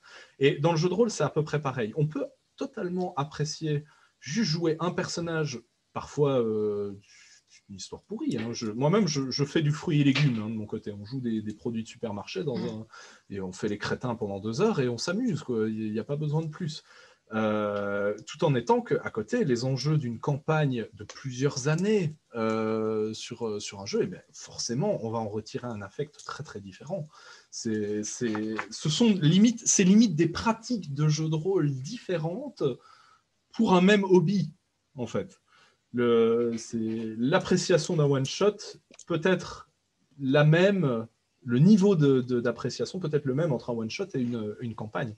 C'est juste les enjeux personnels et l'affect qu'on y met est différent. Mais ça reste intéressant, qu'on le veuille ou non. alors ensuite, parlant du MCU, moi, ça me fait penser effectivement là, j'ai reçu la Élite, d'une cité immense. Et ben, quand vous lâchez vos personnages dedans, il y a un sacré paquet de petites ruelles, peut-être sans intérêt, mais auxquelles on peut y mettre un petit peu d'intérêt. On pourrait passer des années et des années simplement à arpenter la ville. Et puis de se dire, mais là, il y a quoi? Et puis là, il y a quoi? Et puis... Parce que bon, voilà, on a une cité immense, même bon, on a les abords de la cité, on a les provinces, etc. Mais sans aller aussi loin, on peut rester dans les murs de cette ville. Et puis, je prends cet exemple-là, mais il y en a plein d'autres. Hein, et puis de se dire, bah tiens, maintenant on va arpenter tel secteur, et puis on va continuer. Et ça, c'est éclatant d'un côté pour les joueurs, parce qu'ils ont vraiment l'impression d'aller dans la cave de la petite mamie d'à côté.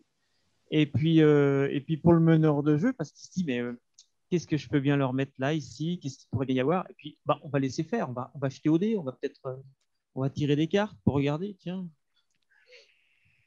Et puis, une bonne affaire, une mauvaise affaire. Je pense aussi à des jeux qui ne sont même pas prévus pour fonctionner en campagne. Un jeu comme Raoul, par exemple, où on va interpréter des... Philippe connaît, oui. Je vois ça. Raoul, pour mettre en contexte à ceux qui ne connaissent pas, c'est un jeu où on joue des jackies dans le camping des Flots Bleus, en fait. Hein. C'est vraiment le principe. Le jeu est même tellement absurde dans son déroulement qu'il y a un générateur de scénarios aléatoires sur l'écran du MJ. on tire le scénario au dé. Parce que C'est le jeu de rôle qui sent sous les bras. oui, c'est le sous-titre du jeu, effectivement. Mais à ce moment-là, le jeu n'est même pas prévu pour fonctionner dans une campagne. Je ne vois même pas comment un MJ peut envisager une campagne où les joueurs ne vont faire que boire des ricards coupés à l'eau et regarder du football à la télé, quoi. Et pourtant, une après-midi, juste, allez, on sort Raoul, on va jouer une après-midi à ça, mais on se tape des barres de rire et on s'amuse comme des fous sur un jeu qui est complètement débile en soi, qui est débile par essence. Imagine quand même qu'il y ait une pénurie de bière et il va falloir aller au supermarché. T'imagines le supermarché? Donc voilà. C'est ça. Et du coup, c'est ça qui est formidable avec le jeu de rôle et c'est peut-être ça qui est la plus grande nuance entre le jeu de rôle et tous les médiums qui l'hybrident. Parce qu'au fond, le jeu de rôle est un hybride de jeu de société et de théâtre d'improvisation. La plus grande nuance, c'est que ce sont les joueurs qui en font ce qu'ils veulent à un moment donné. Et qu'on veuille faire des longues histoires gigantesques où on va avoir des personnages qui vont commencer par être des hors-la-loi bouseux et qui vont finir par tuer des dieux antiques qui menacent de détruire le monde, ou qu'on ait juste envie d'être des vers de terre. Quand on joue à Donjon Loup-Fort, qu'on peut jouer un ver de terre. Ça peut se faire, oui, tout à fait. Quelle que soit la manière d'envisager les choses, tout est possible. Parce que c'est l'imaginaire qui simplement définit les contours de ça. Là où le jeu de société a quand même des codes beaucoup plus spécifiques. On va dire, il y a des règles. Si on est dans ces règles, alors on est dans le cadre du jeu qu'on vous propose, dans l'expérience qui est proposée. Dans le théâtre, effectivement, encore une fois, il y a des choses qu'on ne peut pas se permettre. Il y a des codes qui sont préétablis depuis l'Antiquité. On peut bien sûr quand même essayer de transgresser dans le théâtre aujourd'hui et dans certains contextes, évidemment. Évidemment. Mais oui, même le fait de pisser sur scène, c'est quelque chose qui s'est déjà fait il y a pas longtemps. Faut juste réussir à trouver un public qui est capable d'accepter ça, disons. C'est vrai. Tout comme j'ai vu récemment aussi, c'était la pièce de théâtre la plus courte du monde, qui durait, je pense, une vingtaine de secondes, et où c'était simplement un caddie renversé avec des déchets, en fait. Et juste la scène s'ouvrait là-dessus, ça durait 15 secondes, ça se refermait, merci, au revoir. Oui, après, c'est comme tous les arts, finalement. C'est comme la composition orchestrale là, qui dure 4 heures où il n'y a pas une seule note. Voilà, c'est le même principe. Des fois, les artistes, ils ont juste des façons de dire les choses assez particulières, on va dire. Voilà, mais je pense que tout ça, ce sont des tentatives pour déterminer, OK, quelles sont les limites de l'art que je propose en soi. Pourquoi est-ce que peindre avec ses excréments ne serait pas de la peinture, concrètement? Pourquoi est-ce qu'on ne pourrait pas appeler ça comme ça? Et le jeu de rôle est vraiment l'essence même de cette pensée, c'est que à partir du moment où on définit que c'est du jeu de rôle, où on est dans une logique de je joue un rôle, on est dans un rapport d'interprétation de l'univers, de recherche d'expérience, on est dans le jeu de rôle, point. Et les contours se dessinent plus ou moins tout seuls. C'est un peu dur à expliquer. Moi-même, je n'ai pas forcément les mots pour le définir, mais le jeu de rôle se définit de lui-même, j'ai l'impression, sans avoir besoin de plus d'artifices que l'idée que vous êtes là pour jouer un rôle. Point. Et on fait ça entre nous, on s'amuse. Et si on a envie de lancer des dés, on en lance. Si on n'a pas envie, on n'en lance pas. Si on a envie de dire mon personnage fait ça, ok, ton personnage fait ça. Et si on a envie de dire alors non, monsieur, ne prenez pas ombrage de ce que je vous dis. C'est encore une autre approche. Tout est accepté. Tout est accepté dans le jeu de rôle comme faisant partie du jeu de rôle. C'est très bizarre à dire, mais je ne vois pas comment l'expliquer autrement. Peut-être avez-vous une autre définition? Je vous annonce juste qu'il vous reste une vingtaine de minutes. Voilà, vu que ça parle beaucoup et ce serait dommage de vous couper en plein milieu. Non, on est en train de nous demander de nous taire, j'ai l'impression. Je ne sais plus trop comment me positionner. Pas du tout, pas du tout. Mais pas non, du je sais bien. Oh, d'accord, il n'y a pas de souci. Mais Vas-y, Philippe, pardon. C'est vrai enfin, moi, si on me demande qu'est-ce que c'est que le jeu de rôle, euh, au niveau mécanique, au niveau éléments, pour moi, il y a trois choses. Il y a une mécanique de jeu qui peut être très succincte, qui peut être quasiment inexistante dans Ambre, pratiquement, hein. Je dis presque parce que c'est pas vraiment ça. Il y a donc un système de simulation, il y a des personnages et il y a un cadre de jeu. On va dire un cadre de jeu parce que c'est un début de situation où éventuellement quelques problèmes qui pourraient arriver. Et ensuite, on lâche les personnages là-dedans. Et puis, tout dépend de ce qu'ils font. Il va se passer telle chose, il va se passer telle chose, il peut se passer telle chose ou pas. Euh, voilà, mais c'est simplement, on va dire, une histoire qui est en train de se créer, euh, des personnages qui sont joués, qui sont incarnés qui sont dirigés, on va dire, par des personnages, par des joueurs et joueuses. Et puis voilà, le système de règles de jeu, on va dire, si on jette un dé, si on n'en jette pas, etc. Il y a ces trois choses-là simplement, hein. Ensuite, on est libre de, le système de jeu, ça peut être le Shifumi, hein, pierre, papier, ciseaux. Ciseaux avec le meneur de jeu, clac, ça marche pas. Et puis c'est réglé.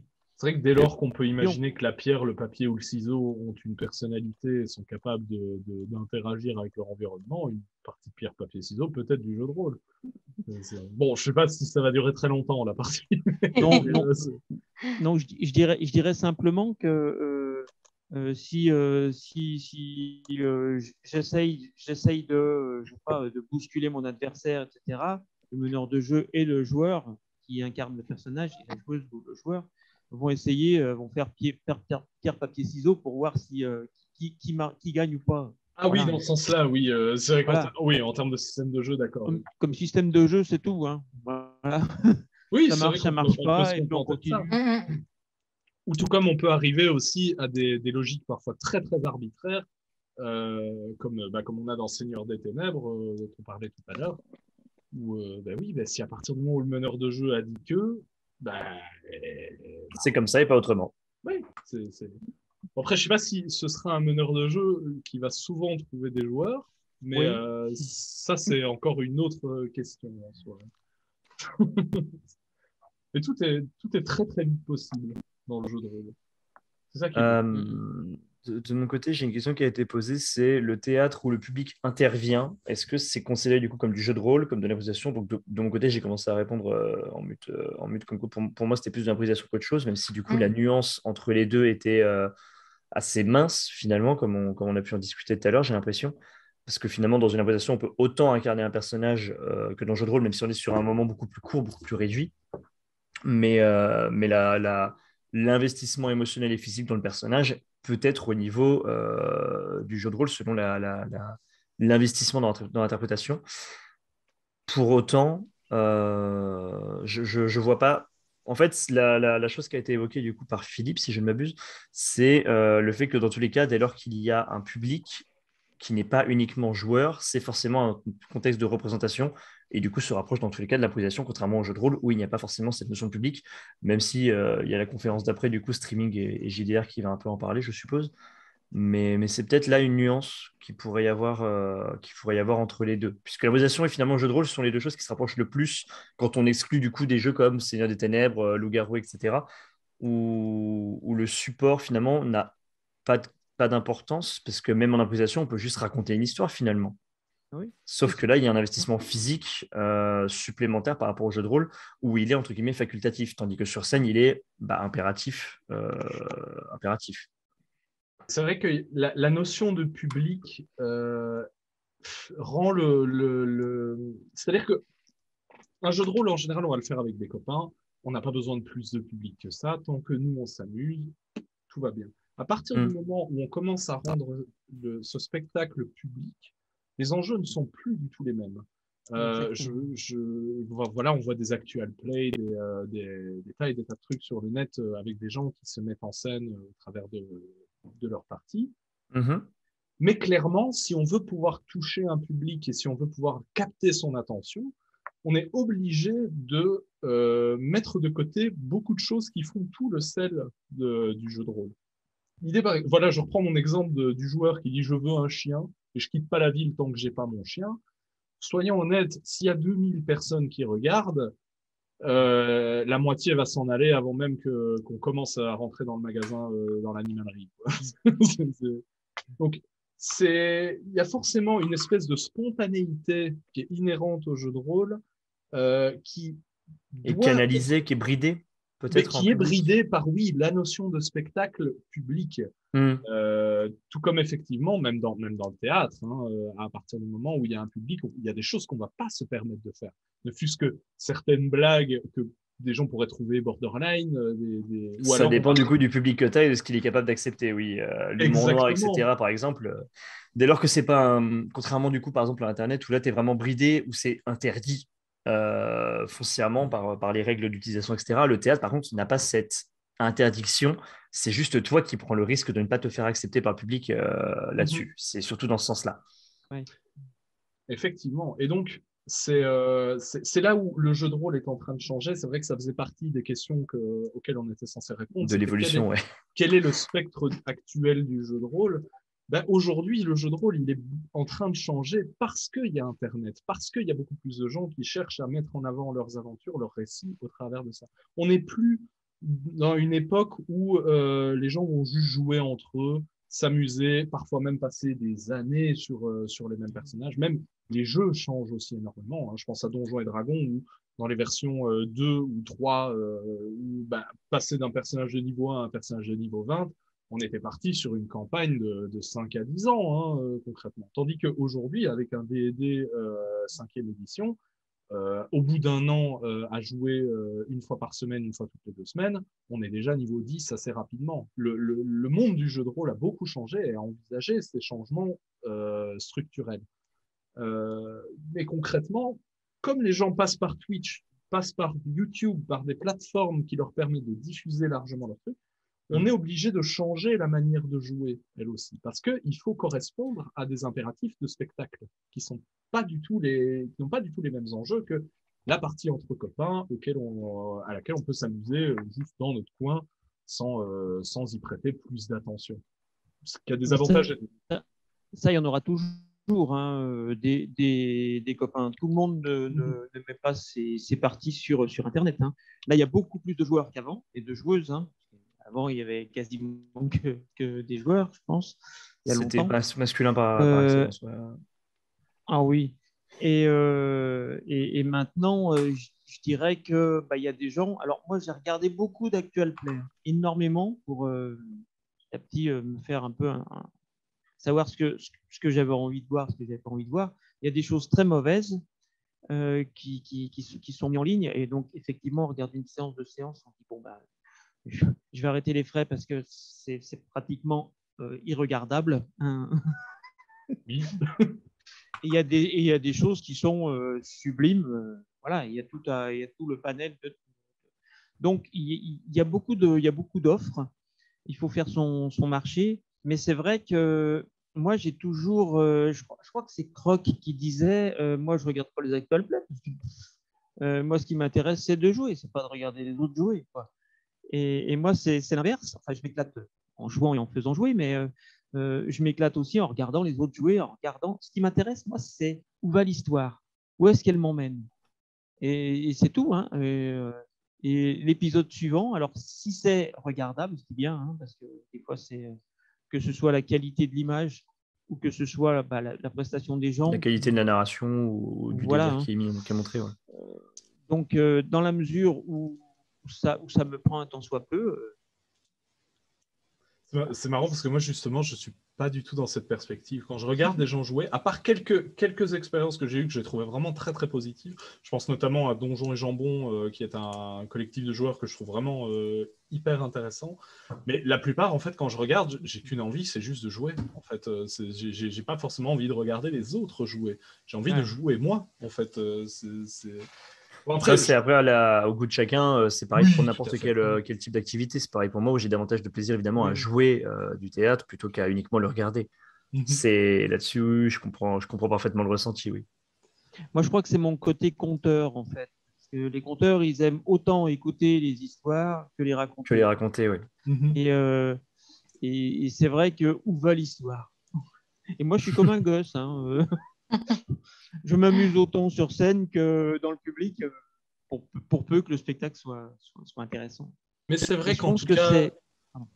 oui, moi je t'ai interrompu, désolé. Continue ta phrase. Je pense que c'est ça la magie du jeu de rôle, c'est que on peut s'amuser, on peut prendre du plaisir à regarder les autres faire, et on peut s'amuser à jouer. Et de temps en temps, on peut être à une session avec un personnage, juste et puis ne plus être là. C'est ce qui arrive des fois avec. Il y a un personnage qui arrive, qui fait 3-4 sessions et puis qui s'en va d'une manière ou d'une autre parce que c'est pas une obligation. Le groupe peut évoluer, l'histoire continuera, le public est toujours là. Et puis bon, il y a des moments effectivement, on s'est attaché à tel personnage, on espère qu'il va revenir. Mais voilà, ce qu'il faut, c'est que je crois que c'est l'histoire qui doit continuer. Voilà. Et cette histoire, elle ne s'arrêtera jamais. Même s'il n'y a plus de joueurs pour la jouer, même s'il n'y a plus de meneur de jeu, eh ben, l'histoire, elle continue jusqu'à ce qu'il y ait un meneur de jeu et des joueurs qui se remettent à faire du bruit dessus.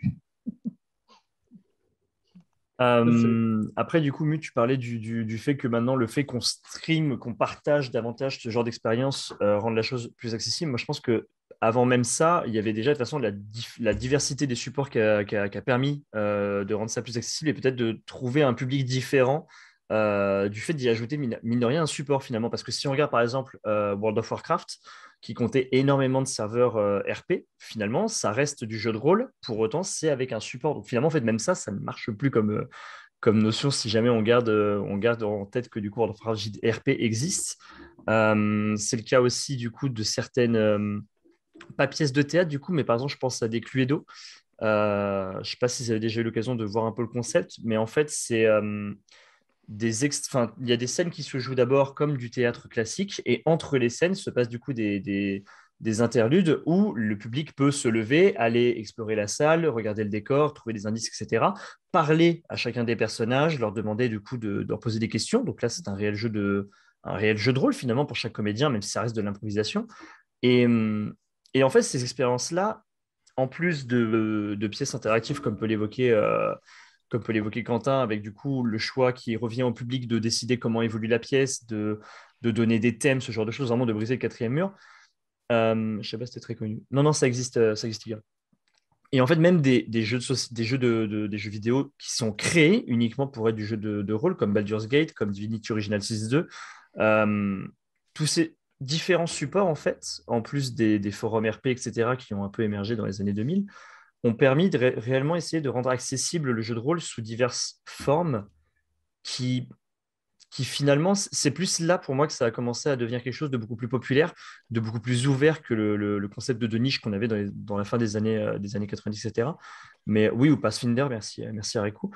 Et en fait, c'est plus là qu'on arrive à toucher un public beaucoup plus important encore que simplement le fait de pouvoir partager cette notion. C'est le fait de réussir à trouver peut-être d'autres populations pour réussir à jouer à ça sur différents supports, mine de rien, comme le jeu vidéo, comme le forum RP uniquement écrit, comme le théâtre du coup interactif, ce genre de choses. Mais, Est-ce que du coup, ce serait pas là la nuance, enfin l'évolution, pardon, de l'accessibilité, elle viendrait pas de là, du coup, le nouveau spectre du JDR viendrait pas de cette diversité de supports, mine de rien aujourd'hui. j'imagine que l'être humain a besoin de jouer des rôles à un moment donné. Ne fût-ce qu'à partir du moment où même quand on lit un livre, on se projette aussi dans la vie Clairement. d'un personnage.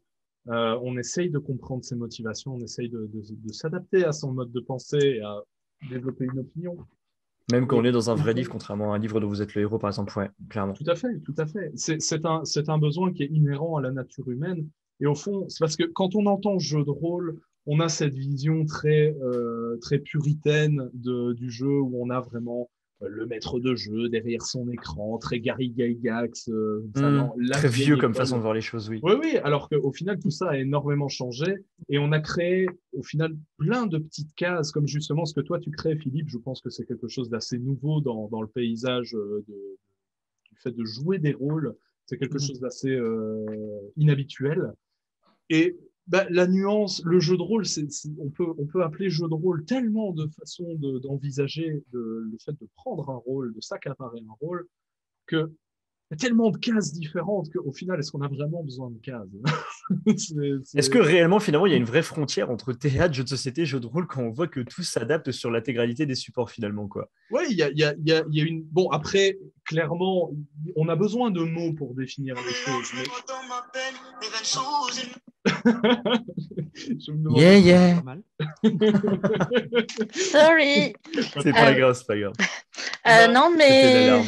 voilà l'alarme pour vous annoncer qu'il ne restait plus que 10 minutes. Je vous propose de conclure.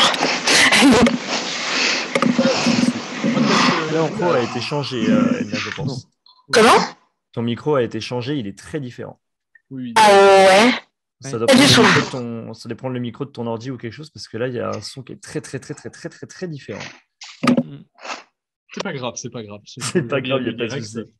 Mais oui, c'est ça. C'est vrai que peut-être moi, la façon dont je conclurais, ce serait de dire que il y a tellement de façons de jouer des rôles que il n'y a pas un jeu de rôle, il y a des jeux de rôle. Exactement. Je sais que c'est un peu cliché d'envisager les choses. C'est clairement cliché de finir un truc comme ça. Bien sûr, mais soyons honnêtes, c'est parce que le fait de nommer les choses X et pas Y, ce sont des besoins humains, ce sont des manières de catégoriser les choses qui nous permettent de découper le réel de sorte à mieux l'interpréter.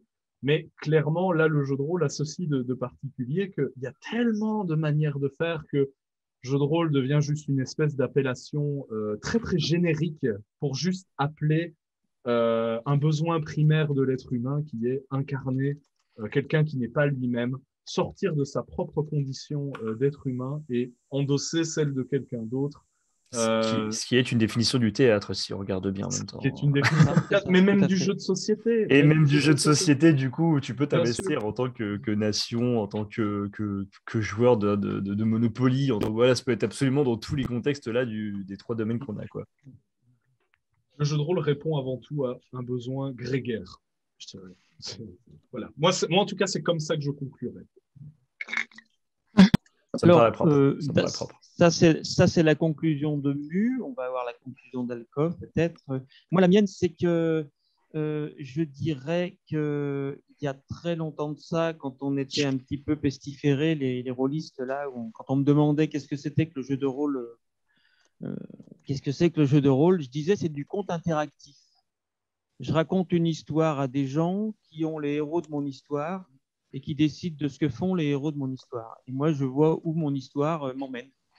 Voilà, c'est dès qu'il y a une histoire qui se déroule et que le chemin de l'histoire, la narration, etc., n'appartient plus qu'à un seul.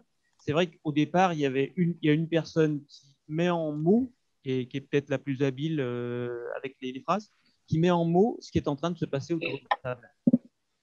Là, avec le théâtre, je suis en train d'essayer de le mettre en mots et en images, mais ce qui est intéressant, c'est qu'il y ait un début, une fin, on va dire, ou une pseudo-fin, s'il y a des épisodes, mais qu'on ait un début, une fin, un déroulé, et que finalement, personne ne dise c'est moi qui l'ai fait, mais c'est nous. Et puis, c'est finalement, il n'y a pas de meilleures histoires que d'autres. C'est simplement ça, quoi. Hein. Je te laisse la parole, Alcove. Non, mais très bonne conclusion aussi. Du coup, pour ce qui est du thème de base de la conférence qui était les frontières entre théâtre, jeu, c'était jeu de rôle, je dirais que du coup, il s'agit peut-être de plans de visionnage en fait entre les différents acteurs du support. Donc, si on prend le jeu de rôle, l'intégralité des joueurs et du maître du jeu se concentre du coup sur un même univers et du coup ont uniquement pour limite leur imagination, tandis qu'au théâtre, il faut réussir à faire monter le public sur le même plan de vision que ce que les comédiens et le metteur en scène avaient en tête à la base. On ne peut pas dire ici, au théâtre, on ne peut pas juste raconter quelque chose sans forcément le montrer, ou du moins sans réussir à le faire ressentir au public. Donc là, pour moi, il y a une difficulté qui est posée. Et pour ce qui est du jeu de société, dans tous les cas, c'est quelque chose qui se veut... tout est accepté dès lors que ça rentre dans les conditions plateau, cartes, règles, etc. Et pour ce qui est des jeux, du coup, Loup-garou et Seigneur des Ténèbres, par exemple, en fait, ça sert juste de passerelle entre les différents supports qui essayent de finalement se rassembler. Et les trois peuvent se rassembler puisqu'on peut interpréter un jeu de société au théâtre, on peut interpréter un jeu de rôle en pièce de théâtre également, du coup, comme tu le fais Philippe. Donc au final, tout est capable de se mélanger les uns les autres. Et, et c'est ça que je trouve hyper intéressant, c'est que finalement, il n'y a pas de frontières, si ce n'est juste le support, quand quand ce ne sont pas des outils de passerelle entre tous, et de rendre accessible chacun des domaines, peut-être d'ouvrir, d'éviter de rester sur des clichés, comme c'est le cas du coup pour celui du jeu de rôle, avec vraiment le mec derrière son petit calepin, son petit panneau, généralement avec une barbe et pas forcément très propre. J'exagère de ouf. Euh, mais du coup, voilà, pour éviter de sortir La des barbe clichés est très comme ça, propre. mais je n'en doutais même pas. Et, et celui du coup du metteur en scène très autoritaire qui vraiment impose sa vision, comme c'est le cas par exemple d'un réalisateur de film, etc. Même si pour moi les deux domaines sont très différents en termes d'apport de créatif par chacun des acteurs du projet. Et le jeu de société qui finalement tout le monde est au même niveau, celui d'acteurs subissant finalement les règles du jeu. Donc pour moi la seule notion elle est là, c'est juste le rapport qu'on peut avoir aux différentes limites du support qui essaye de se briser selon comment on s'en sert, comme c'est le cas du coup pour le théâtre et comme c'est le cas du coup pour le jeu de société, parce que le jeu de rôle n'a pas de limite en soi à la base. Voilà pour moi. Eh bien, merci à vous pour cette très belle conférence. Et merci à toi d'avoir modéré ça. Oui, merci beaucoup de nous avoir permis de faire ça aussi. Merci, Ça, oui. avec gros plaisir. Un très beau sujet